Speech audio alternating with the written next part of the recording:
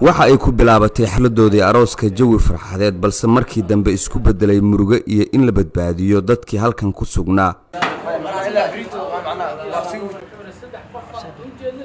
boosaneer ku hoos yiilay hoolkan oo damaashaadkii arooska uu ka socday ayaa si lama filaana ku dumay waxaana ku daatay oo laga soo saaray xubno ka mid ah caruuska qoyskiisa oo hooyadiis ay ka mid ahayd. 3 dumar ayaa ku dhaawacmay sida uu Shabeelle TV u sheegay Saalax Xuseen Raage oo ah maamul ku xigeenka xarunta Qoobay oo ay xafladu ka dhacaysay. waad u jeedaan meeshan waxa ka dhacay wax oon yar carra jilacday boosaneer ma oo dumin wax dumitaana ma jiro. waad u jeedaan indhihiin ayaa macalinahay waati hadaata aad boogtaan waxa dumay boosaneerka geeskiisa.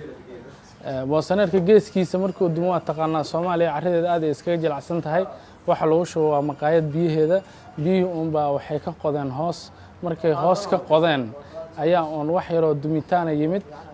ilaahay amarkii 3 qof ayaa ku taraaraxday 3 qof waan qabanay 3 qof markii la qabtay waxaan u diyaarinaa anaga markii aan hoolka aan kireyno shaqaalo kormeer ah. gabar kalena waa ka soo qabto afkan hore saarneed waa ka soo baxshay halka gabar ugu darneed waa gabadhii aan soo aragtay aan ku soo tusay waaye gabadhaas oo dhabarka iyo waayahay waxaan u sii soconaa hadda guriga ay degan yihiin arooska iyo aroosada xalay xafladoodii ay mashaqada ka dhacday. waxaan la socdaa mid ka mid ah wiilasha la dhashay wiilka arooska ah oo hadda bal gurigooda ii wada si aan idinku soo gudbino xaaladda rasmiga ah ee gurigaas ka jirta.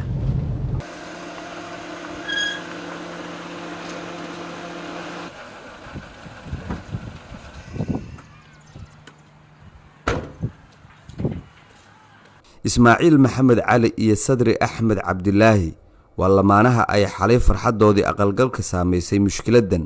waxay sheegeen hoolka xilliga ay ku soo socdeen in loo sheegay in mashaqadan ay dhacday balse ay ku nagaadeen halkoodii.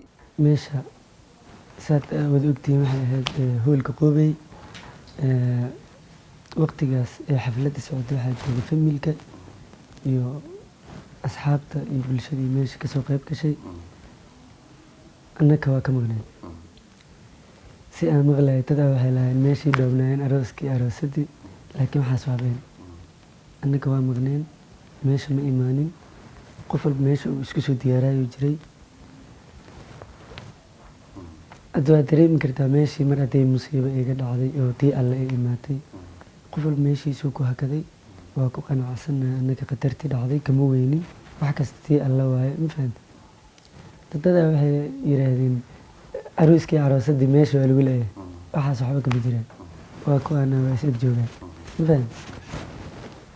hadda ilaahay maadiis waa saa adiga arkaydid xaafadda waa lagu ladan yahay gabar xoogay walaashay iyo wax saas wax yar isku gaarin aytan insha Allah caafimaad ay u rajeynayna.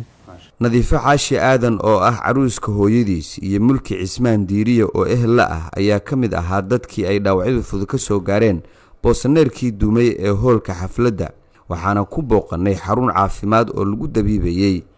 markuu saa ila go'ay gabadhii waa mirqay mid waa la jiiday midna waa mirqday anigana gabdha ay soo jiiday wiila ay yimid dhaxda uga qabtay halkaas uga tuura. gabara marka salaamayna meesha taagnaada nagu imaatay gabadhii marka salaanay gabadha macnaha maamadan hadii salaantay gabadha waa ka tagay ani waa taagnaa geeska marka fiiriyana qaab waxa maqlay marka fiiriyo meesha waa duntaba waa ila go'day. أنا صاستي أفيري وابد أنت ماشي دمج أنا قلت كعاد ماشي حاركة بتجيبه. dhacdadan oo ahayd mid naadir ah ayaa ilaa xalay lagu hadalhayay baraha bulshada iyadoo warar kala duwan ay ka qoraysay warbaahinta gudaha sida ay wax u dhaceen. Maxamuud Soo Faysane TV-ga Shabeelle, Muqdisho.